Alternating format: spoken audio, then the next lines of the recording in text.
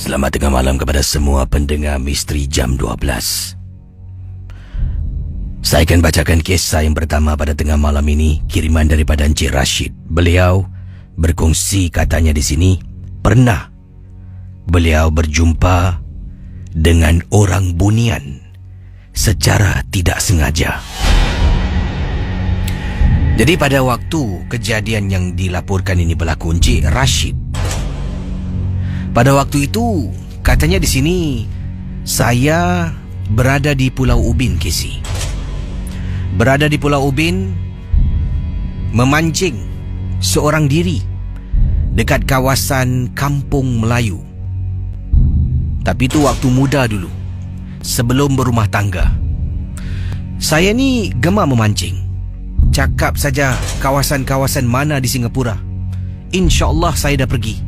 Saya dah pergi tempat yang mungkin disebutkan. Jadi kata Rashid, sewaktu saya bujang ni, saya gemar memancing dengan kawan-kawan. Saya gemar memancing seorang diri. Salah satu pengalaman saya apabila memancing di Pulau Ubin dekat Kampung Melayu, hanya seorang diri. Waktu itu saya berada di tepi pantai, joran dah dipasang, dah mula memancing dah. Lazimnya saya akan pergi keluar rumah awal pagi, kemudian naik bot pergi ke Pulau Ubin. Kemudian saya akan tempah teksi Ubin. Saya akan arahkan pemandu untuk bawa saya ke Kampung Melayu. Bila sampai di sana, nanti saya akan arahkan dia. Saya kata, "Uncle, nanti pukul waktu sekian-sekian kau jemput aku." Lazimnya saya akan berada di sana untuk 1 hari saja. Sebelum bambut habis sekitar jam 8.30, 9 malam, saya akan sampai dekat jeti untuk naik bot yang terakhir. Kadang-kadang Casey terpaksa bayar lebih sebab tidak ada orang yang nak naik bot. Jadi saya kena bayar jumlah keseluruhan bot berkenaan. Pendengar Ria 897 FM.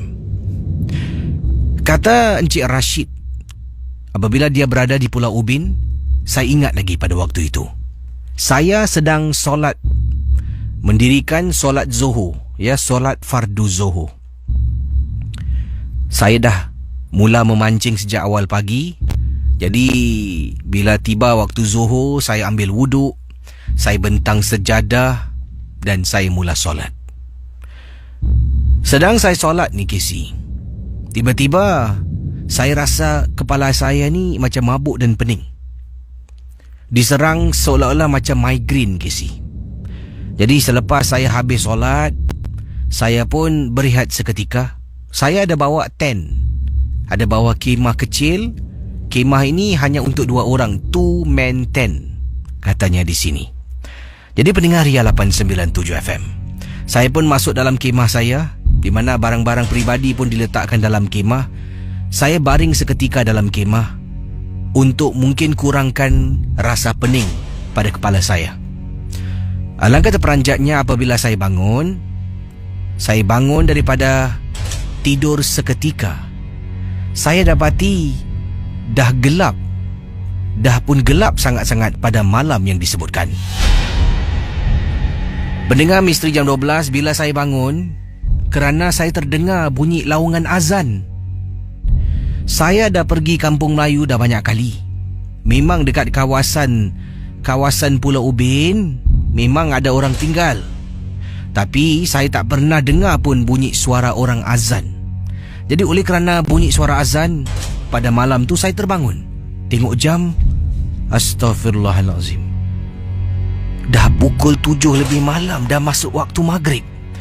Daripada Zuhur saya tidur, asar saya tak solat, sekarang dah maghrib, Casey.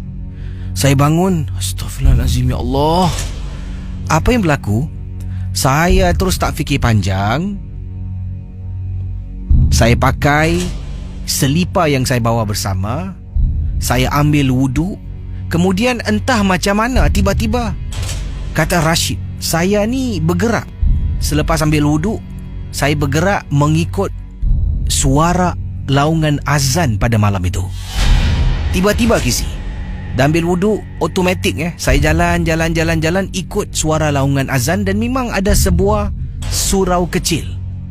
sebuah surau kecil yang didirikan dekat kawasan Kampung Melayu. Saya tak pernah nampak, ini pertama kali sebenarnya pada waktu itu. Saya pun masuk dalam surau. Ada jemaah-jemaah sedang tunggu nak solat bersama-sama, solat maghrib. Mulalah imam membaca. Masya Allah, Kisi. Pada malam tersebut, saya solat jemaah. Saya rasa itulah kali pertama saya mendengar seseorang membaca surah. Walaupun saya tak faham apa maksudnya, bila dia baca, saya menitiskan air mata. Begitu tekun bacaannya, begitu sedap bunyi yang dibaca, sampaikan saya menitis air mata. Setelah habis solat maghrib, beri salam, kita pun salam, dan sambil salam kita berselawat. Kemudian selepas itu, saya pun berbual dengan Tok Imam tu lah. Berbual, dia tanya saya dari mana, kita bercakap-cakap. Kemudian dia katanya nak jemput saya pergi ke rumah dia. Dah makan ke belum ni? Oh, saya belum makan. Saya ada bawa bekal yang ringan-ringan je. Oh, tak apalah. Memandangkan awak ni ialah pendatang dekat sini, dekat kampung kita, saya rasa saya nak jemput awak lah datang rumah saya. Kita selepas solat isyak, nanti awak ikut saya balik. Hari ini orang rumah saya masak sedap. Kebetulan awak ada kat sini. Kita pun suka sambut tetamu, kata Pak Imam. Jadi selepas solat maghrib, saya pun duduk berborak-borak dengan Pak Imam, dengan beberapa jemaah yang lain. Kita cakap tentang kehidupan, cakap tentang agama. Sampailah laungan azan isyak. Kita solat berjemaah, Kisi. Kemudian selepas solat, saya ikut Pak Imam. Kisi bayangkan waktu tu malam, kita dalam hutan, Kisi. Pak Imam jalan tak pakai lampu suluh. Terang sangat jalan tu. Saya rasa macam ada sesuatu yang tak kena. Tetapi saya tidak pernah menganggap sesuatu yang pelik. Malah bila Pak Imam jalan tidak menggunakan lampu suluh, laluan yang digunakan pada waktu malam tu bersih dan agak terang sedikit. Sampai dekat rumah Pak Imam, lauk pauk dah disaji. Saya duduk makan bersama dengan keluarga Pak Imam. Sambil makan, bercerita-cerita, makan dan sebagainya. Dan akhirnya saya kepenatan. Pak Imam kata, tak apa, saya rasa awak ni penat. Awak masuk bilik ni. Ini bilik untuk tetamu. Berehat sekejap. Saya pun tidur dekat dalam bilik tu. Saya tak pernah tidur rumah orang yang tak kenal. Tapi malam tu macam terlampau penat sangat, kata Encik Rashid. Masuk bilik, saya tidur. Apabila saya bangun, buka mata saya, pendengar Ria 897 FM. Saya berada dalam kemah saya dan waktu menunjukkan baru saja selepas waktu isyak. Malam yang sama, bila saya tengok jam, hampir-hampir jam 9 malam. Aku ni bermimpi rupanya.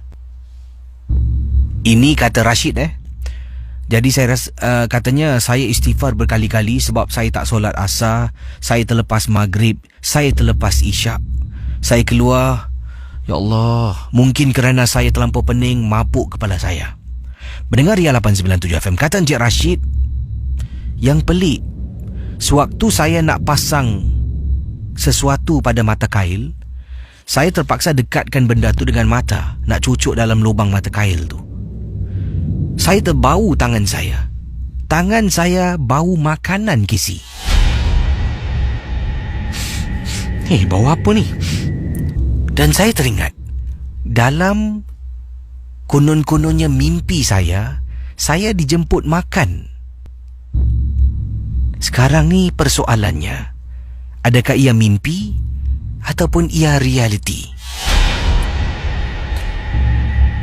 Pendengar Misteri Jam 12, malam tu saya bermalam di tepi pantai, tidak balik. Kerana sebelum tu saya kata pada uncle yang nak jemput saya, kalau tidak saya telefon selepas asar, bermakna saya tak akan ambil khidmatnya. Saya akan bermalam dekat Pulau Ubin dan keesokan pagi saya akan telefon untuk dia jemput. Oleh kerana saya tidak telefon dia, dia pun tak datang. Saya tengok jam pun dah jam 9 malam. Tidak sempat untuk saya pulang ke rumah sebab bot yang terakhir antara 8.30 hingga 9 malam. Jadi saya terpaksa batalkan niat saya untuk pulang. Saya bermalam di tepi laut dekat kampung Melayu seorang diri tanpa saya ada teman. Memang seram. Kawasan kampung pada waktu malam, kesunyian yang tak dapat saya bayangkan. Terima kasih dan selamat tengah malam, Casey. Misteri Jam 12. Ya, terima kasih pada yang sedang mendengar Ria 897 FM. Misteri Jam 12 saya pegang. Jangan main-main nak viralkan. Saya pegang Misteri Jam 12. Tapi tak tahu sampai bila kan. Saya pun nak kerja pagi juga. Kita ni macam adik-beradik, kena bergurau ya. Baik saudara, kalau tadi saya beritahu anda melalui live video di Facebook DJ Casey, saya nak kongsi berkenaan ini daripada Farhana. Beliau katakan pernah menggunakan susuk. Jadi ceritanya terlampau terperinci sangat. Saya tak nak beritahu lebih terperinci, lebih mendalam lagi. Ada mungkin perkara-perkara yang harus saya rahsiakan ataupun tidak kongsi sama. Dan kita cuma ketahui apakah kisah tentang susuk ni sudahlah. Jadi Farhana pernah bertugas sebagai seorang iaitu katanya di sini pelayan ataupun GRO di salah sebuah kelab di Singapura. Jadi beliau memberitahu bekerja sebagai seorang pelayan GRO ni satu perkara yang agak rumit. Bukan saja melayan para tetamu yang datang. Tidak. Kita juga ada rakan-rakan yang sebaya, yang lebih dewasa, yang baru pun ada, yang lebih cantik, yang akan merebut para pelanggan yang sama. Kalau ada regular tu akan cari kita lah. Tapi kalau pelanggan-pelanggan baru, itu adalah tugas kita untuk buat dia suka pada kita. Gaji yang kita miliki, katanya Farhana, adalah dengan minuman dalam jug ataupun botol yang mampu kami jual kepada para pelanggan. Satu jug KC harganya lebih kurang dalam 250. 200 adalah harga minuman. 50 duit commission kita. Jadi itulah, kalau wajah kita cantik, kita ni senang orang pandang, orang sentiasa akan panggil.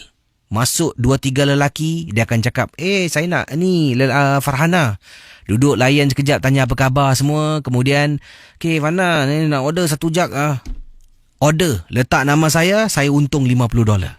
Kalau malam tu ada 10 lelaki datang, kali 10, satu malam punya kerja $500 saya dapat.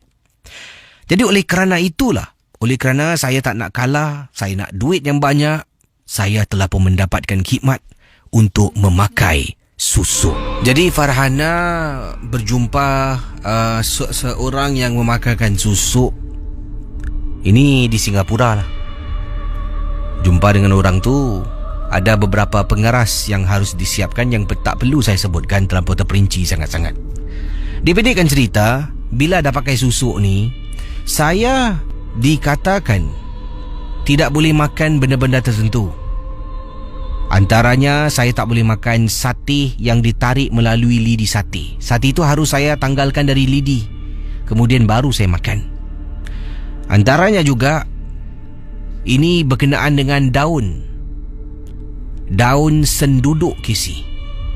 Daun senduduk ni, kalau saya terkena, susuk saya pun akan tanggal dan ia akan membuat wajah saya lebih teruk dari biasa. Jadi ada benda-benda yang lain lah menjadikan pantang larang terhadap diri saya yang mengenakan susuk. Casey, setelah saya pakai susuk, saya ambil cuti 2 minggu. Selepas 2 minggu, datang balik kerja. Lazimnya satu malam. Malam ni ringkas dan singkat Casey, tak panjang. Dia bermula dalam jam 9 malam sampai pukul 2-3 pagi. Jadi bayangkan dalam masa 6-7 jam tu, kita kena dapatkan seramai pelanggan yang kita mampu. Jadi selepas 2 minggu berehat, saya datang. Kalau malam-malam biasa sebelum ini, saya boleh buat duit lebih kurang dalam 350 hingga $400. Selepas saya pakai, satu malam saya boleh buat sampai $700, Casey. Double dari apa yang saya mampu buat. Masuk kumpulan ni, saya jalan je tengah angkat air ni. Tengah angkat air, nak sajikan kepada sekumpulan lelaki dekat depan. Dari jauh, "You!" Saya pun hampiri dengan jak. "Okey, cantik manis." Dia pujilah. Saya tersenyum. Tapi ada kawan-kawan juga yang sakit hati. Pandang saya semacam tak puas hati. Kerana apa? Kerana saya dapat banyak pelanggan. Tapi mereka tak tahu saya menggunakan susuk. Diteruskan untuk hari kedua, hari ketiga dan sebagainya. Sampaikan salah seorang daripada junior saya datang. "Ana, aku nak tanya, kau boleh tak?" Saya pun tanya, "Apa?" "Macam mana kau dapat banyak pelanggan ni? Kau buat apa Kau pakai apa?" "Mana pakai apa? Tak ada apa-apa lah." Bilanglah aku pun nak lah. Aku pun nak." "Tak ada apa-apa." Casey dan juga para pendengar Misteri Jam 12, anda bayangkan, sampaikan junior bertanya pada saya bagaimana saya boleh begitu laku. Ramai orang terkejar-kejar nak dapatkan saya. Kadang-kadang hanya setakat angkat jak air ataupun botol, letak atas meja, senyum-senyum lambai-lambai, dah habis. Tak perlu duduk layan mereka tuangkan air, tak payah.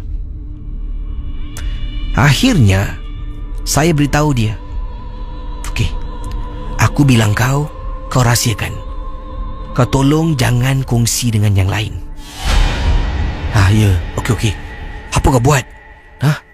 Senang aku tengok. Masuk je cari engkau. Kadang-kadang kau ni tak sempat duduk. Aku pakai susuk." Kau pakai susuk? Dekat mana? Kau nak? Nanti aku bawa kau. Tak apa, malam ni aku kerja dulu. Jadi Farhana kata beliau teruskan ke pekerjaan. Sementara itu, cuba dapatkan Selepas itu cuba dapatkan rehat secukupnya. Dan akhirnya berita Farhana mengenakan susuk diketahui oleh umum, diketahui oleh rakan-rakan. Kemudian Farhana mula rasakan ada orang yang cuba nak sabu beliau. Sebab Farhana pernah ternampak bunga daun senduduk yang ada dekat dalam kawasan dia bertugas di changing room. Setelah nampak 97 FM. Jadi setelah dapat ketahui sebabnya apa, katanya dia rasakan yang beritahu kawan-kawan yang lain, beritahu senior Farhana adalah lelaki, katanya di sini adalah junior beliau yang pernah tanya sebelum ni. Saya ceritakan, yang junior tanya, "Macam mana kau boleh gini?" Farhana pun cakap pakai susuk. Kemudian beliau ni bocorkan rahsia Farhana, beritahu dengan semua orang, "Kau nak tahu tak macam mana Farhana boleh laku? Pakai susuk." Bila orang tanya, "Betul ke?" "Aku tahulah, aku yang tanya dia." Saya mula dipersoalkan dan akhirnya berjauhan. Terima kasih dan selamat tengah malam. Baik, kita akan beralih ke kisah selanjutnya. Ini kiriman email saya terima, pendengar yang berkongsi pengalaman ini. Katanya, "Assalamualaikum." "Waalaikumsalam. Nama saya Wahidin. Saya nak berkongsi satu perkara dan juga pengalaman saya. Saya mempunyai seorang anak yang katanya kurang upaya, ya, ataupun anak istimewa. Anak saya ni memang tak boleh melihat. Dia dilahirkan dengan kedua matanya buta. Jadi akan tetapi Allah ni maha kuasa. Dia walaupun tidak boleh melihat, tetapi dia mempunyai deria, rasa. Bukan rasa melalui lidah, tapi rasa melalui naluri. Dia boleh rasa, dia boleh tahu. Jadi saya pertama kali ketahui tentang kebolehan anak saya ni apabila dia berusia 5 tahun. Saya bawa dia pergi ke rumah rakan saya. Kemudian dia menunjukkan tanda-tanda seperti ada sesuatu yang tak kena dalam rumah tersebut. Dipendekkan cerita, pada waktu itu saya ni, katanya di sini Encik Wahidin juga sedang dalam proses untuk mendalami ilmu perubatan Islam. Jadi saya tahu anak saya nampak sesuatu, mungkin dia takut ataupun mungkin benda tu mengganggu dia. Dan akhirnya setelah anak saya dewasa, baru dia boleh bercakap dengan betul, barulah dia boleh berkomunikasi dengan saya. Dan bayangkan Casey, sekarang ini saya dengan anak menyediakan hikmat sema rumah. Dan kita akan pergi ke rumah-rumah orang yang mendapatkan hikmat kita. Kita akan tengok seluruh rumah. Tengok tu saya, tapi yang merasakan adalah anak saya menggunakan nalurinya. Pendengar Misteri Jam 12, pengalaman kami bila menyemah sebuah rumah. Ini merupakan rumah yang pertama. Dapat panggilan katanya tolong semahkan rumah, boleh tak? Rumah ni dah lama tak duduk. Jadi saya dengan anak saya pergi memandu, cari jumpa rumah ni. Rumah ni terletak di Yongping, Casey. Jadi bila sampai dekat rumah, ia merupakan sebuah rumah banglo yang agak besar. Banglo 2 tingkat. Ada seorang lelaki berdiri dekat luar rumah dan katanya boleh masuk dalam, boleh tengok dan semahkan rumah. Dan dia kata dia harus bergegas ke tempat lain. Jadi dah selesai, boleh tinggalkan rumah ni, tutup pintu besi. Dia pun serahkan duit pada saya. Saya katanya saya tak boleh terima duit selagi saya belum habis kerja. Katanya tak apa, ini terkecuali. Dia pun serahkan saya duit dalam envelope. Saya simpan, tak periksa, masuk dalam beg. Saya dengan anak masuk. Anak saya jalan belum sampai depan pintu rumah, kita baru masuk pintu pagar di hadapan rumah. Tengah jalan, anak saya berhenti. Anak saya kata, "Bah, rumah ni banyak, bah." Saya diam. Kemudian saya tanya, "Haider, boleh lawan tak? Kalau tak boleh, Baba tak nak teruskan." "Boleh, bah, boleh. Tapi banyak, bah. Banyak. Tak begitu cuba." Jadi apa yang berlaku? Bila masuk depan rumah, depan pintu, anak saya dengan saya mula baca. Duduk dalam rumah, kita ambil wuduk, standby untuk melakukan upacara semah. Jadi badan ni kena bersih, kena dalam wuduk. Dah habis sambil wuduk semua, anak saya dengan saya mula duduk dalam rumah. Kita buka buku Yasin dan kita baca Yasin berkali-kali, Casey. Selepas kejadian itu, rumah tu kelihatan lebih tenang. Sebelum ni bila kami sampai, kami lihat rumah yang disebutkan ini seolah-olah macam rumah terbengkalai yang dibiarkan begitu saja. Itu rumah yang pertama anak saya tolong semahkan. Ada juga rumah-rumah yang lain tak suruh disemahkan, tapi kami ini diundang kadang-kadang. Bila datang rumah, anak saya akan rasakan sesuatu yang tak kena. Dia akan buat pelbagai pergerakan untuk memberitahu ada sesuatu yang menakutkan dalam rumah yang kami berada. Terima kasih. Misteri Jam 12. Baik saudara, sebelum saya berehat, saya menjemput anda untuk hubungi saya di 669-11897. Silakan untuk berkongsi kisah pengalaman anda. 669-11897. Ini datangnya daripada Encik Abdul Razak. Assalamualaikum, Waalaikumsalam. Saya pemandu Uber dan saya nak kongsi pengalaman yang pendek dan ringkas katanya di sini. Saya pernah mendapat tempahan khidmat Uber saya pada waktu malam. Jadi saya pun pergi ke destinasi yang disebutkan, penumpang pun naik. Kemudian bila saya tengok nak ke mana, saya tak perasan pada waktu itu sebab terlampau gairah sangat nak accept nak terima tempahan. Maklum lagi malam-malam nak dah pukul 11, 12 tengah malam, 1 pagi. Susah nak dapat pelanggan yang menempah Uber melalui aplikasi ataupun online. Sebabnya malam-malam dah banyak taksi. Buat apalah nak ambil Uber. Jadi saya ni nampak pada malam tu ada orang nak gunakan khidmat. Saya berdesut. Dan bila sampai kembali, pendengar Ria 897 FM, saya berdesut untuk ambilkan penumpang lah yang tempah ni. Kemudian penumpang tu masuk dalam kereta. Saya pun pandu. Bila saya tengok destinasi, saya terperanjat. Katanya Muslim Cemetery, Jalan Bahar. Biar betul ni. Saya tulis belakang. Minta maaf cik makcik nak pergi kubur dekat Jalan Bahar. Ya saya. Malam-malam macam ni cik? Ya saya. Makcik tak jawab lain. Ya saya, ya saya, ya saya. Pendengar Misteri Jam 12. Bila sampai dekat kawasan yang disebutkan, iaitu di kawasan sekitaran kawasan tanah perkuburan, sebagai pemandu Uber, kami semua tak suka tunggu, tak suka berhenti, tak suka hantar ke tempat-tempat 2-3 tempat, tidak. Jadi setelah saya hantar makcik ni, dia turun daripada kenderaan saya tertanya-tanya ni, kalau aku tinggalkan dia seorang.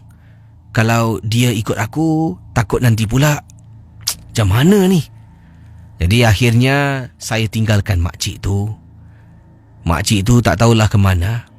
Turun dari kenderaan, saya pun jalan. Maksud di sini jalan tu adalah keluar lah daripada kawasan tapak tanah perkuburan. Bila berada di luar, saya tertanya-tanya ni, berapa agaknya usia makcik yang disebutkan? Kenapa agaknya dia datang malam-malam? Sebabnya saya rasa khawatir pun ada. Harap-harap makcik yang pernah naik Uber saya nak pergi ke kawasan tapak tanah perkuburan tu dalam keadaan okey. Terima kasih dan selamat tengah malam. Okey saudara, kalau ada yang bertanya bagaimana nak kirimkan email pada saya, boleh kirim ke alamat misterijam12@gmail.com dan juga hantarkan ke ria@mediacorp.com.sg, ria@mediacorp.com.sg. Dan ada juga kiriman-kiriman email. Ada yang mungkin anda type tu tak betul jadi ada yang berkecamuk sedikit tulisan kisah misteri anda. Ada yang mempunyai banyak sangat kesalahan ejaan pada ejaan. Dan ada juga yang kisahnya terlampau ringkas sangat. Jadi harap ada sedikit masa lah untuk anda luangkan. Sekiranya anda ingin saya bacakan kisah anda, kena type betul-betul Jadi senang untuk saya bacakan kisah-kisah anda berkongsi sama di Ria 897 FM. Baik, 669-11897, 669-11897. Hello, selamat pagi. Hello, selamat pagi. Ada selamat pagi. Hai, siapa tu? Saya Cik Afandi. Cik Afandi ada pengalaman tentang apa ni Cik Afandi? Pengalaman live ni. Oh, ini bila berlaku ni? Ini dah 20 tahun yang lalu. Silakan teruskan. Saya masa tu kita daripada kampung dah kena tukar pergi rumah flat di Bukit Batok. Jadi lepas tu dalam setahun 2 daripada situ saya boleh kerja. Jadi saya nampak jalan bawah blok tu ada ramai orang berkumpul. Ada seorang terjatuh daripada dekat 10, dia kata. Jadi saya ni kepo lah. Tengok apa yang orang keliling. Kali tengok ada seorang perempuan yang terjatuh daripada situ. Jadi saya pun tak ambil kisah lah. Saya terus balik kerja, balik rumah lah. Sejak lepas tu malam besoknya, tiap-tiap malam dengar ada perempuan menangis. Saya pun masa tu tak tahu siapa yang menangis. Jadi saya cakap dengan adik saya, yang menangis ni siapa, yang gaduh laki bini malam-malam buta pukul bini ke? Jadi lepas tu tiap-tiap malam tak dengar. Jadi saya balik kerja agak lewat malam. Jadi saya penat, saya duduk tengok TV dulu. Lepas tu dengar orang menangis lagi. Jadi saya perasan macam ada sesuatu yang tak betul lah. Jadi saya rasa tak sedap badan. Saya toleh kat belakang saya. Rupanya benda tu berdiri dekat belakang saya. Depan mata kepala saya. Saya masa tu tak rasa takut apa benda. Jadi saya perhatikan berdepanan. Tengok merenung sama merenung lah. Jadi saya perhatikan tengok muka dia. Tak ada muka. Cuma paras rupa dengan bentuk tubuh dengan rambut panjang. Jadi saya jalan, saya perhatikan dia. Dia lama-lama benda tu bergerak. Dia bergerak terus mengarahkan dinding ke dalam bilik. Nampak dia tembus dinding. Lepas tu saya, sudahlah saya nak tidur masuk dalam. Lalu dia ikut saya masuk bilik. Dia ikut saya masuk dalam bilik. Lepas tu, dalam bilik tu saya tidur dengan adik saya. Jadi saya toleh adik saya, dia tengah tidur. Jadi tak pasal-pasal tangan dia naik cekik diri sendiri. Dalam tidur tu Dalam tidur, adik saya tidur. Dalamnya ada tidur. Tapi dia cekik diri dia sendiri. Jadi saya ni tarik, pegang kuat-kuat tangan dia tak kuat. Saya tak boleh. Saya menjerit dah malam-malam buta. Kan adik-beradik yang lain suruh bangun. Jadi lepas tu kita bangkan, kamatkan, bangkan, saya dah tersadar. Ada kenapa dia cakap saya? Engkau cakap diri sendiri. Aku cakap diri sendiri. Rupa-rupanya benda tu kisahnya daripada yang arwah agaknya yang terjatuh daripada 10 kemarin tu lah. Dia dah mula ganggu dekat orang-orang kawasan situ. Jadi itu je cerita saya. Terima kasih Sama-sama. Kembali, saya suka dengan kisah yang diceritakan tadi. Jelas, ringkas, padat, melekat. Saudara, saya akan berehat seketika, akan kembali sebentar nanti. Dan kalau nak berkongsi kisah, jadi macam abang tadi, memang baik sangat-sangat. Kita kembali bersama dengan saya, Casey, dalam Misteri Jam 12. Selamat pagi pada semua. Terima kasih pada yang sedang mendengar Misteri Jam 12. Dan awal tadi saya sedang berkongsi ataupun mencari pelbagai kisah. Dan terima kasih kepada Yazri. Ada yang tanya, Casey, lagu tadi Misteri Jam 12 sedap. Casey, lagu apa tu? Tajuknya Misteri Jam 12. Dan lagu tadi dicipta oleh Yazri, saudara Yazri dari band Mira. Beliau banyak mencipta lagu untuk MJ12. Jadi terima kasih pada Yazri. Sebelum tu Michael Jackson dengan lagu Thriller.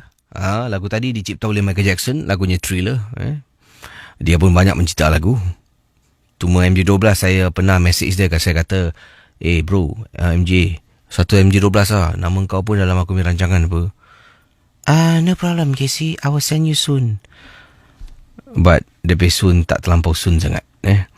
Sebelum tu Aiman Tino dengan lagunya Kurela Dibenci. Dan juga Taman Rashidah Utama dengan lagunya Wings di Ria 897. Pada pagi ini saya ada juga terima kiriman-kiriman email yang baru tu. Saya tak boleh baca sekarang Ada yang kirim, Casey tolong baca sekarang. Tak boleh. Sebab email yang saya terima ni, untuk pengetahuan anda, adalah email beberapa, mungkin sebulan 2 bulan yang lalu yang kirimkan pada saya. Dan ia memakan masa untuk saya simak. Kadang-kadang takut nanti kisah-kisah anda tu mungkin melibatkan orang lain yang mana nama-nama dia tak boleh disebutkan. Jadi saya pun nak kena baca dan faham. Dan kemudian saya kena tapis lah. Mana yang kurang sesuai, saya tak akan kongsi di udara lah. Apapun jua, kita pun masih lagi dalam rancangan di stesen radio rakyat. Jadi kita pun harus berhema cara kita berkongsi. Walaupun sekadar hiburan, apapun kita harus faham tentang apa yang ingin kita keudarakan. Baik, Ada yang kirimkan pada saya kiriman daripada pendengar kita yang bernama Zizi. Katanya selamat pagi kepada semua pendengar Misteri Jam 12. Selamat pagi pada anda juga. Nama saya Zizi. Saya nak ketengahkan satu cerita. Yang ini berkenaan dengan seorang kawan. Katanya kawan saya ni berumah tangga dengan suami. Kemudian dalam masa terdekat beliau ada masalah rumah tangga. Inilah kisah kata Zizi, kalau berumah tangga dalam situasi yang mana mak mertua tidak setuju dengan pilihan anaknya, iaitu suami kepada teman Zizi lah. Jadi mereka tetap teruskan perkahwinan. Katanya kebahagiaan ini semua adalah terletak pada mereka sendiri, bukan pada mak bapak. Dan akhirnya mereka berumah tangga dan majlis diteruskan. Tapi mak mertua pada kawan Zizi ni masih tetap tidak suka dan tidak setuju. Walaupun persandingan itu telah pun diteruskan. Akhirnya mereka hanya kekal sebagai pasang suami isteri selama 2 tahun lebih. Selepas 2 tahun lebih itu mereka berpisah. Tapi perpisahan yang dilakukan ini bukan kerana apa, tetapi mungkin kerana penglibatan mak mertua teman baik saya yang campur tangan, menyebabkan rumah tangga mereka semakin hari semakin susah untuk disatukan kembali. Jadi setelah berpisah, mujurlah bila berumah tangga tu belum ada cahaya mata. Jadi hak penjagaan anak tu tidak akan muncul sebab tak ada anak. Kalau tidak berebut-rebut, mak mentua nak ambil, dan teman saya pasti nak jaga anak sendirilah. Jadi mereka berpisah. Ingatkan dah habis kisahnya. Dah habis ingatkan. Tapi tidak. Selepas berpisah, dia tetap juga konon-kononnya saya dengar cerita, ini balasan untuk engkau kerana menyusahkan aku sepanjang 2 lebih tahun. Jadi pendengar Ria 897, ingatkan dah habis, katanya Zizi. Tapi tidak, belum. Pada mulanya, teman saya mula menunjukkan tanda-tanda dia sakit kaki. Dan apa yang berlaku, mendapatkan rawatan doktor tidak mencukupi. Kakinya semakin hari semakin sakit, semakin susah untuk teman saya berjalan. Saya pun tak nak bercerita panjang. Setelah sekian lama teman saya terkena sakit kaki yang dahsyat, sampaikan tak boleh bergerak, sampaikan susah untuk angkat kaki, dia akhirnya berjumpa dengan seorang pakar perubatan. Pendengar Ria 897 FM, anda bayangkan, saya temankan dia, Casey, pergi jumpa dengan seorang pakar perubatan, pergi sana rawatan ruqyah. Pakar tu beritahu apa tahu, Casey? Saya nak cakap dengan awak berdua sesuatu. Jangan takut. Pertama sekali, kaki awak tak ada apa-apa penyakit. Alhamdulillah. Daripada pengalaman saya sebagai seorang pakar perubatan. Tapi teman saya kata, tapi kaki saya sakit sangat. Nak jalan, nak angkat pun susah. Inilah yang saya nak ceritakan pada awak. Kedua ni, kaki awak memang ada masalah. Tadi cakap okey, sekarang memang ada masalah. Masalah yang ada pada kaki awak, saya ternampak ada pakar tu diam. Tuan, bilang saya tuan ada apa, tuan? Setiap kali kalau awak bangun, awak nak berjalan, kaki awak ni mula-mula okey, kemudian makin lama makin berat. Betul. Sebenarnya ada benda yang berpaut dekat kaki awak. Bila awak duduk, dia hilang. Seperti sekarang. Bila awak berdiri, awak mula jalan beberapa tapak, dia muncul, dia timbul, dan dia peluk kaki awak. Sebab itulah awak rasa kaki awak ni berat sangat. Hah? Macam mana? Macam mana nak baikkan kaki saya ni? Ada cara dan boleh baik. Tapi ia mengambil masa. Awak kena datang sini. Pendengar Ria 897, kata Zizi, saya bila dengar kaki teman saya, katanya tukang ubat ni ada benda yang berpaut pada kaki. Benda tu dia tak cakap, manusia ke, bukan manusia ke, anak kecil ke, orang dewasa, perempuan, lelaki, tidak. Cuma dia kata ada sesuatu yang berpaut dekat kaki awak. Setiap kali awak duduk, dia hilang. Awak berdiri, jalan beberapa tapak, dia akan pegang kaki awak, membuat awak rasa berat dan sakit untuk jalan. Begitulah kehidupan kawan saya, kata Zizi.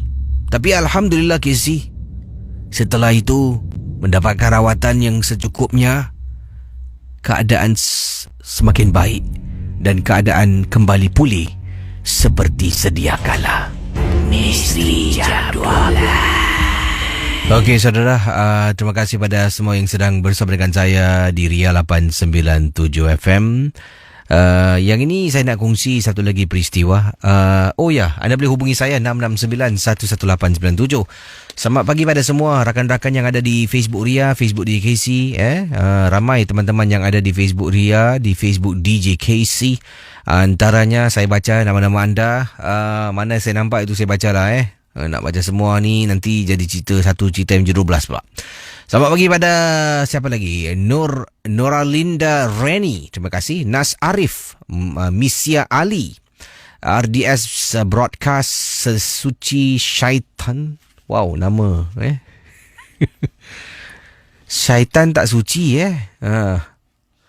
dahsyat nama dia. Yang ini Acid Nalo, Suryani Yusuf Azli Patricio Gonzales. Wah, nama ala-ala orang Gonzales macam Mexico tu Nur Ashri, terima kasih kepada anda Nur Ashri sedang mendengar. Laila Al-Sagof, terima kasih pada anda juga. Apitam, terima kasih pada Apitam. Jojo Smiley, Haliza binti Hasan. Ramai perempuan dengan MJ12 berani pula ingat orang perempuan semua segan ni ada perempuan lagi ni. Diana Hashim, Nadira Osman, perempuan lagi. Nadira, dah baca tadi. Kak Mazdusa T. Talib. Siapa lagi ni? Afna. Okey, Fatima Rogaya. Semua perempuan mana pergi laki? Tak apa, saya tengok Facebook saya ada tak. Facebook Ria kebanyakan wanita hangout Okey, ni Facebook DJ KC. Yang sedang mendengar sekarang ini, terima kasih pada anda. Kita ada Pejuang Rockers, kita juga ada di Sheikh Al-Baktal. Apa khabar? Encik Sheikh Al-Baktal dari Bukit Jalil, mendengar MJ12 memang favourite katanya KC, time EPM KC tak dapat one drop perfume. Dia kasih Elizabeth Tan Terima kasih juga pada siapa lagi? Mazlan, okey.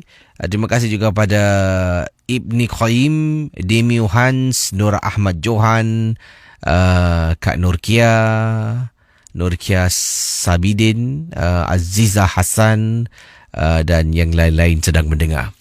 Saudara, kisah selanjutnya sementara saya nantikan panggilan, ini datang daripada Putri Alicia. Katanya pengalaman yang terjadi saya ni bekerja di salah sebuah ni dia, di salah sebuah pejabat di Singapura, dan apa yang berlaku, kisah yang terjadi ini ketika saya balik lewat sangat-sangat sebab beberapa hari akan datang tu akan adanya audit.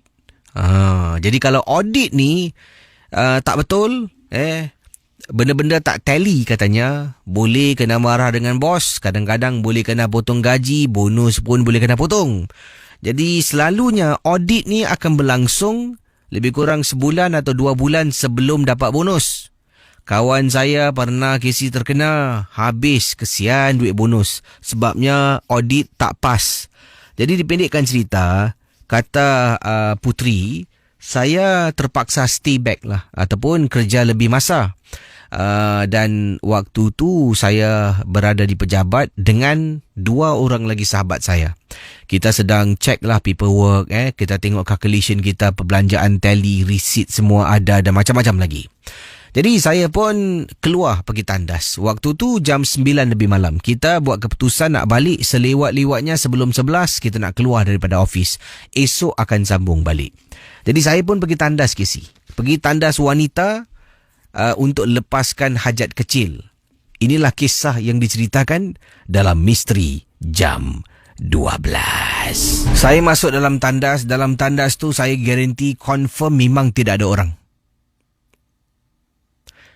Masuk dalam salah satu cubicle dan tandas tempat kerja saya ni kecil. Dalam tandas tu ada sinki air, ada cubicle, ya. Dan kemudian ada hand blower. Selepas cuci tangan, kita letakkan tangan bawah mesin ni akan tiup angin. Bunyi dia bising ke si. Mesin ni pula pakai sensor. Setiap kali orang lalu, dia kesan sensor, dia akan bunyi. Jadi mungkin bunyi ni macam ni lah. Setiap kali orang lalu, dia akan bunyi.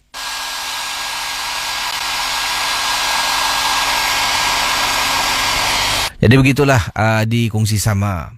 Saya lalu dekat laluan tu nak pergi cubicle, melepasi kawasan sinki air dan juga hand blower. Dia bunyi ke si. Jadi saya pun masuk dalam tandas, saya buang air kecil, kata beliau. Setelah habis, sebelum saya nak keluar, saya terdengar bunyi blower tu. Seolah-olah ada orang gunakan ataupun ada orang lalu dan blower tu berbunyi. Hey, siapa tu? Siapa tu? Tak ada orang jawab. Tapi blower tu masih kedengaran. Saya tolak pintu, saya tengok blower tu memang dia menyala hidup. Kemudian saya tengok tandas sebelah. Saya tolak pintu. Tolak. Ada 3 cubicle. Cubicle yang pertama saya gunakan. Yang kedua saya tolak tak ada orang. Yang ketiga tolak tak ada orang. Kemudian saya tengok. Siapa yang masuk Kalau ada orang masuk, orang lalu mesti akan berbunyi. Selepas blower tu berhenti, saya cuba lalu depan blower dan dia tetap berbunyi. Jadi kes ini bermakna ada seseorang ataupun sesuatu yang lalu dekat tepi blower dan mungkin benda tu hilang. Saya pun apa lagi kes, cuci tangan, dah cuci, tak berani nak gunakan blower. Saya keluar daripada tandas, buka pintu, terus saya tutup. Pendengar Misteri Jam 12. Saya masuk dalam office, saya tanya, tadi korang ada pergi toilet tak? Tak adalah, tak ada pergilah. Kedua-dua sahabat saya, rakan kerja saya mengatakan mereka berdua tidak langsung pergi ke tandas. Persoalannya, bagaimana agaknya blower tu boleh hidup? Misteri Jam 12. Wah, ada di sini berkongsi. Yang ini daripada pendengar kita bernama siapa lagi ni? Okey, kejap Nurul Nabila. Assalamualaikum, Waalaikumsalam. Tuning in all the way from mana? Oh, jauh betul Katanya sedang mendengar rancangan Misteri 12, berada di Jerman sekarang ini bersama dengan keluarga. Saya di Jerman, tinggal di sini dah hampir 12 tahun. Ikut keluarga, bapa saya dengan mak saya duduk sini. Dan kemudian katanya saya baru saja tamat sekolah dan kemudian saya ikut ibu dengan bapa saya tinggal. Tapi sebelum saya berpindah ke sini, saya menetap di Singapura dengan makcik saya untuk habiskan sekolah. Suka mendengar rancangan MG12, katanya di sini Nurul Nabila, dan keep it going. Cerita semua memang seram malam ini. Terima kasih pada anda. Okey, katanya Nurul Nabila, beliau juga ada pengalaman yang ringkas yang ingin diketengahkan dalam rancangan ini. Kita kalau tinggal di rumah di kawasan Jerman ni, ayahanda saya, kata beliau Wah, terima kasih terutama sekali pada anda yang cuba kirimkan dalam menggunakan bahasa Melayu bagus. Tak adalah, ada orang ni duduk Amerika baru seminggu balik dia dah, excuse me, I want to drink the teh tarik. Tapi saya suka kalau orang Melayu ni dia tetap menggunakan bahasa ibunda dengan baik. Itu dia. Jadi kata beliau, ayahanda beliau ni gemar dengan rumah yang mempunyai latar belakang sejarah yang unik, yang mempunyai sekitaran-sekitaran kehijauan, rumah dekat dengan hutan mungkin. Jadi itulah pemandangan sekitaran rumah saya. Rumah saya ni agak jauh daripada kawasan bandar yang terdekat. Kalau daripada bandar kecil, nak pergi ke rumah saya memakan masa, kalau memandu, memakan masa lebih kurang 40 hingga 50 minit. Dalam lingkungan masa itulah. Barulah akan sampai dekat small town ataupun bandar kecil. Kalau nak pergi dekat town yang besar lagi, itu lagi jauh lagi. Jadi dipendekkan cerita, bila sampai dekat rumah saya, kalau Casey tengok sekitaran rumah saya, dia bukan macam rumah satu banglo kat sini, kemudian sebelah rumah banglo, sebelah lagi rumah banglo, sebelah lagi rumah banglo. Tidak.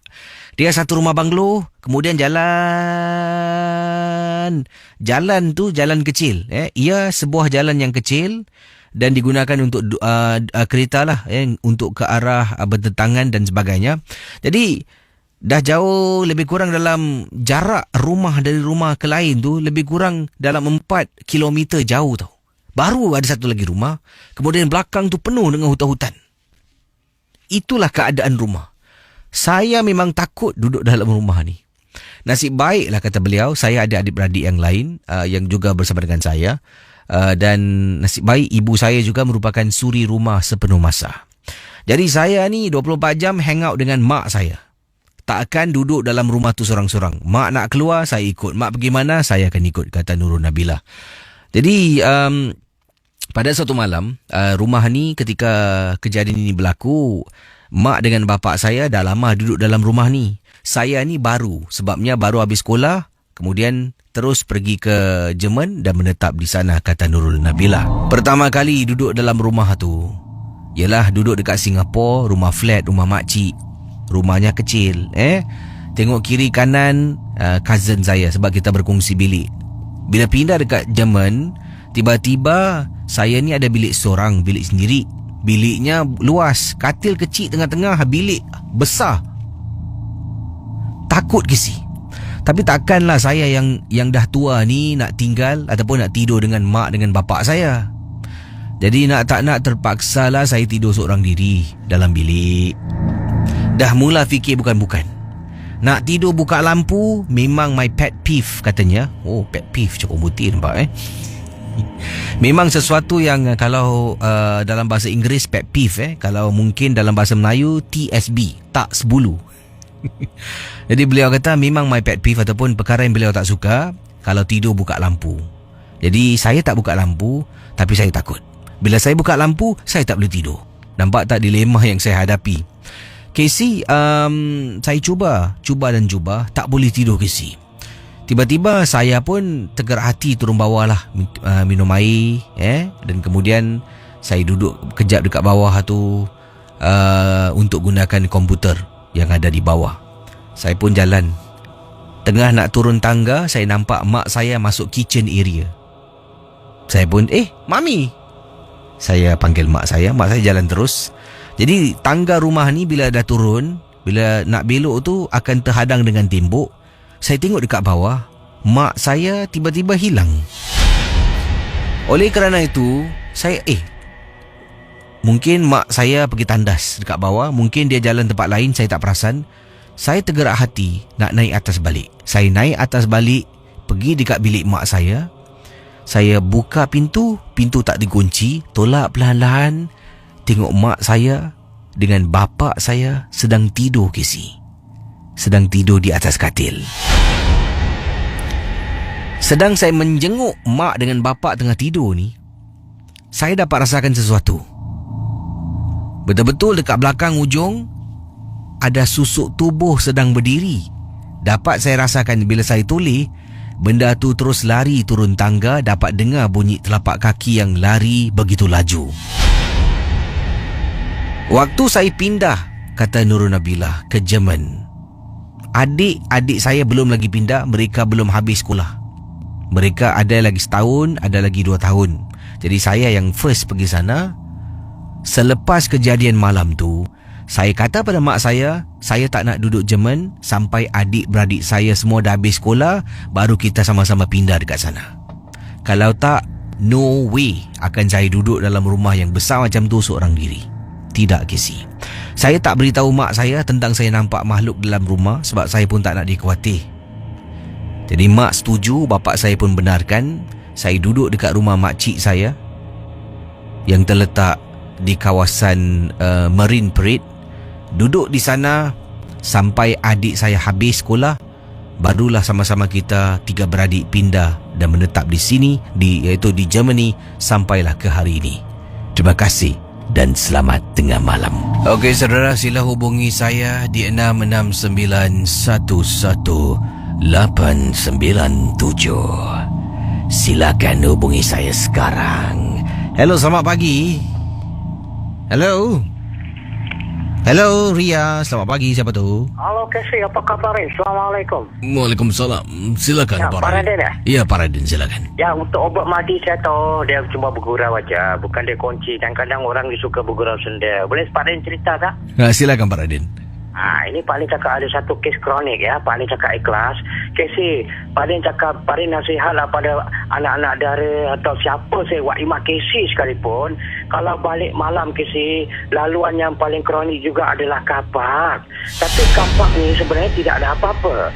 Tapi kapak ni ada satu kes alam gaib yang suka banyak juga orang ketika merayap Casey. Ini terjadi kepada satu, apa tak Casey, anak perempuan orang. Perempuan, tengok satu perempuan kau berani pula. Dia lepas habis dating dengan orang yang dia sayang, tapi lepas tu dia tak balik rumah. Dia continuekan dia punya apa tau, personal conversation dekat dalam apa dipanggil apa tak Casey, dekat bawah kapak. Kan satu kes kronik. Ini sebenarnya Pak Din tahu sebab apa. Lepas dia cerita Pak Din obat dia cakap Pak Din, lepas siapa tahu, dia pas Pak Din obat, dia cerita dengan Pak Radin yang waktu dia berbual tu dekat dalam kapak tu, dalam gini, dia terampak imbasan Casey. Macam imbasan 3 kali, tapi dia ignore juga. Itu pasal bagi seorang apa sekalipun wak imah kita jangan bersembang berbuat telefon di dalam kapak Casey. Kalau dia go back, just go back home. Casey tahu tak, kapak yang paling kronik bukan level bawah dia Casey, tapi selalu antara level 4 level. Itu pasal kadang ada juga orang kata orang-orang yang kerja ni kadang-kadang Casey, waktu malam dia nampak seperti seolah kapak tu ada juga tengah baru parking, tapi ada orang dalam kereta, ada orang, tapi sebenarnya bukan asin pos menyamar dalam kapak. Dia suka duduk-duduk juga dekat kapak Casey berehat. Ini kes satu kronik kes. Apa terjadi? Terjadilah satu peristiwa apa tak Casey. Seorang wanita, dia dalam pertunangan, tapi dalam pertunangan ni dia selingkuh, dia ada kereta sendiri lah. Jadi waktu gini dia selalu balik. Lepas balik aja, itu pasal Pak dia cakap, kalau seorang kita dah bertunang, ikat pertunangan, apa itu pertunangan? Engkau dah tentu dapat orang kata menjiwai kekasih engkau sampai korang dah bertunang. Dah bertunang tu baru korang dapat bercinta, berumah tangga. Tapi janganlah orang kata dia telah apa tahu, membuat panggilan telefon lepas dia dating.com dia siang malam pergi mana-mana dengan baby boy, balik dia berbual dekat kapak. Tahu apa tak Casey, pasal kapak dia ni satu bagus kan, kadang-kadang rumah flat bawah kapak kan ada basement punya lift, kita boleh naik atas terus kan. Ini kes kronik satu tempat yang basement rumah dia ni, flat dia, bawah kapak tu ada lift juga Casey. Jadi lift tu dia direct, boleh jadi dia easy. Jadi dia park tu dia konon tak apalah, I will just talk to my boyfriend for a while, but anyway the lift is just beyond depan aku aja, depan kapak ni, depan basement. Tapi apa terjadi Casey, dalam 11-12 malam, 11 malam di balik, terjadilah satu lintasan yang teramat sangat, yang telah dia nampak, dia terperanjat. Tapi Casey tahu tak, lepas dia tengok seorang wanita dia kalau dah sayang orang lelaki, begitu juga lelaki Casey. Itu pasal perasaan main cinta ni amat kuat sampai setan.com dak alam gaib pun kau tak peduli. Kenapa? Perasaan cinta kuat sampai orang kata alam gaib pun kau tak peduli. Pasal apa? Tak kala kau tengah hayal berbol dekat telefon, call, hello darling, I love you darling. Rupanya kau lupa kau nampak benda imbasan kau ignore. Tapi lepas dia nak keluar, dia termenung siap dia taruh, dia teringat ada benda yang lintasan 3-4 kali. Sekali lepas dia off the phone, baru lintasan tu nampak menjelma depan dia tersentak. Rupanya kalang kabut dia keluar Casey. The spirit that roam in the car park, one of the spirit invade their body, masuk dalam badan dia, dan akhirnya terjadilah satu histeria gara-gara tersampukkan daripada spirit of the roaming unseen force yang berlegar-legar di kala malam di kapal itu. Bila dia balik, dia telah mula rasa shivering dan dia kata, "Mak, orang kata kira something wrong somewhere, Mak." Waktu contoh nama Linda waktu Linda kalau Linda punya tunang, orang kata Azang Linda tak balik, Linda berbual dengan sekejap kapal, tapi tu Linda hayal lah, tak kisah, dia dah nampak bayangan tu, tapi Linda tak ignorekan dia lah. Tapi akhirnya bila dia balik, terjadilah benda dia terperanjat, napas tempat jantung dia gedang-gedang, akhirnya tersampuk lah Casey. Tersampuk tu berapa, badan dia shivering, dan bila malam dia dah mula mengerang, dia dah mula satu macam groaning, macam badan dia panas, dan dia dah mula, orang kata Casey tu apa tak, dia dah start mengilai sendiri, ketawa sendiri, dan mula orang kata belai rambut dia. Nampak? Ini antara kronik alam gaib ni. Kadang-kadang bila seorang perempuan kalau mula tersampuk Casey, dia akan gelisah seperti satu macam histeria, macam tangkap steam tau. Tu macam stimulate perasaan yang begitu, rasa sedih, macam gelisah badan dia kan. The steam of the body tu dah naik, dia punya climax yang macam seram Casey. Dan akhirnya mak dia cakap, "Kenapa nak kau jadi macam gini?" Dan akhirnya dia terkemak, tak tahu mak sekali. Mak dia kata, "Suara kau lain, muka kau dah macam pucat ni." Dan akhirnya dia mula ketawa sendiri. Mak dia berbual pun dia tak, dia mengilai sekuatnya macam Casey tadi punya mengilai kan. Dan akhirnya mak dia cakap malam tu juga dia dikenalkan oleh Pak Radin lah. Pasal apa? Satu abang dia kenal Pak Radin, pasal dia belum kahwin. Jadi panggil Pak Radin, dan Pak Radin datang. Bila Pak datang, Pak Radin tanya dengan dia. Pak Radin tak tanya dengan dia. Pasal when orang tengah histeria, kita tak boleh question and answer Casey. Apabila orang tersampuk, ini pakar-pakar, saya tak tahu pakar lain lah. Pak Radin cukup pakar. Ini alam gaib ni pun ada .com dan politik juga. Bila kita nak berbual dengan dia, kau kenapa kau gini, dia takkan layan Casey. Yang berbual dengan kita tu adalah benda gaib. Dan benda gaib ni ada .com, pembohong juga. Diorang pun pandai main chess juga. Dan akhirnya Pak dia cakap, "Okey, aku tak nak buat." Pak Din tanya mak dia, "Kenapa dia jadi gini?" Dia cakap selalu itu hari dia cakap baru lepas dia cerita dengan saya, dia main telefon kat kapal, telefon tunang Pak Din. Cakap, "Abang Syah dia telefon tunang kat bawah buta, kat bawah blok ke bawah basement ni kapal. Kenapa tak nak balik? Dekat sana kan banyak roaming ada nak lah, sinfa lah, tak tahulah." Itu pasal Pak Din cakap, "Tengok, itu pasal bila kau tengah bercinta, memang nafsu kasih sayang ni kadang-kadang terlampau kuat, kadang-kadang orang dekat kubur pun dia tak kisah. Apalagi lepas berbual dekat public phone. Tapi bila kau dah taruh telefon, perasaan kau dah normal balik, tersentaklah kau." Dan akhirnya Pak Din membantu, dan terjadilah satu kesampukan yang telah Pak Din bantu. Tujuan Pak Din nak cerita, para sahabat, Pak Din nasihat kamu macam saudara sayang aku. Apa yang kita lakukan, janganlah kita bersembang di kapak Casey. Sebab kapak ni adalah satu tempat yang boleh juga mengundang perjalanan alam gaib yang suka berlega-lega di sana. Itu sajalah, kronika sudah disettle. Assalamualaikum. Waalaikumsalam warahmatullahi taala wabarakatuh. Selamat pagi pada semua. Terima kasih pada geng-geng momok yang sedang mendengar. Saya tidak dapat teruskan MJ12. Dah pun masuk pukul 2 pagi, 2:08 minit pagi. Anda boleh dengar Ria dari pukul 2 pagi sampai pukul 4 pagi sebab lagu-lagunya rock lama duk. Ada kumpulan Left Handed. Wow, ada kumpulan Exist, ada nyanyian Hatan, Dinamik, dan banyak lagi band-band dari jam 2 pagi sampai 4 pagi. Ini setiap hari Sabtu. Kemudian esok pun ada. Jadi anda terus dengar kami Ria 897 FM. Terima kasih pada semua. Selamat pagi, dan saya akan kerja pada hari ini. Ni dah masuk hari Sabtu, jadi kejap lagi saya bertugas jam 6 petang. Ya, hari ni hari Sabtu kerja 6 petang tuan-tuan dan puan. Kerja 6 petang naik lemak asyik tak kerja je. Jadi jumpa lagi. Tengoklah kalau ada saya ada masa, saya akan kemaskinikan Facebook saya mungkin. Jangan lupa untuk follow saya di Facebook DJ Jarak KC, DJ Space KC.